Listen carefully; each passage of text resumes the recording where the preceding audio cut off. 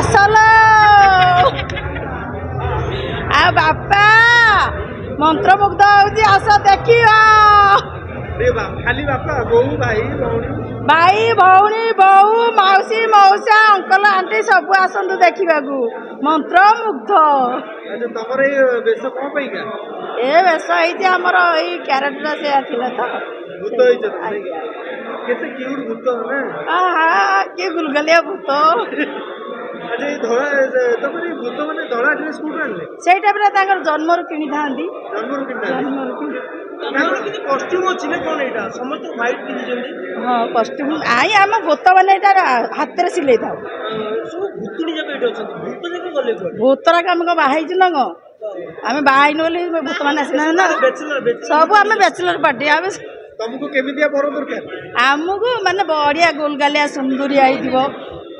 मंत्र बढ़िया दरकार मुग्ध मुग्ध जी कर माने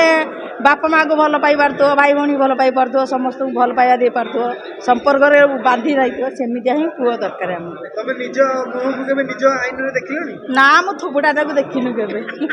केते क्यूट लागुछ हाँ आम तो सब जाक कौन पाउस पाउस बुड़ी देइसिन ओ मशानी रो आसिलो एटा ना ना ना ना एटा ना ना सीआरपी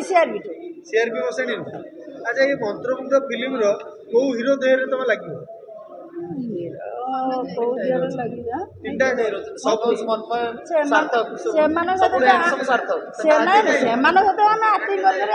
पंद्रह वर्ष आउ कौन से डर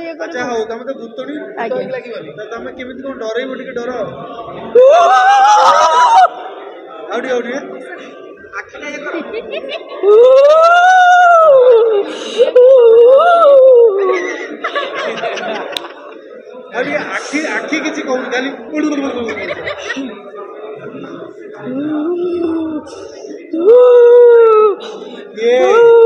ये तमे नया बोली मंत्रमुग्ध देखा समस्त डाकुची समस्ते आसतु मंत्रमुग्ध देखु जी न देख देह लगी लगी कौन करियो लागिक पुड़ी भितर घा गौड़ कर घर भर पकईदेवी रक्त पीबनी हाँ ना रक्त भी क्या पोचरा रक्त गुड़ाक पानी कखरु खाइबो ना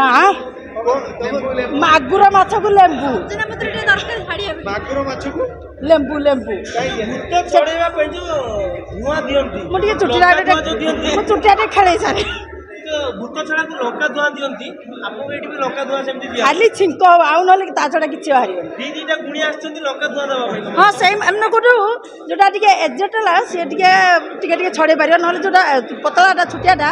सिए पारियोनी से ता चमचा तबे को मसिया रे मरथिलो केबे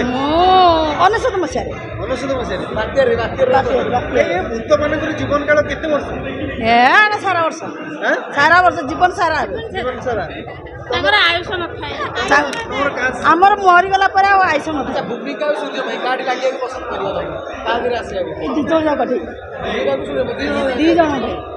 अच्छा तमर भूत मानक भीतर प्रेम हुए ना नहीं हाँ आमे माने जो भूतुणी मानक से प्रेम करू कोड की जाओ आमे जाई नंदनकानन नंदनकानन हाँ से नंदनकानन बागर देखिया जाऊ मिसी तमर एबे केतेना बॉयफ्रेंड अछन मोर गणी परिबी सब आमे 15 की पटाओ सब भूतुणी जाक हां केमिति टोका देखि पटाओ आमे एटम बलिया औ ये कहबे दीदी तुम भी बोलो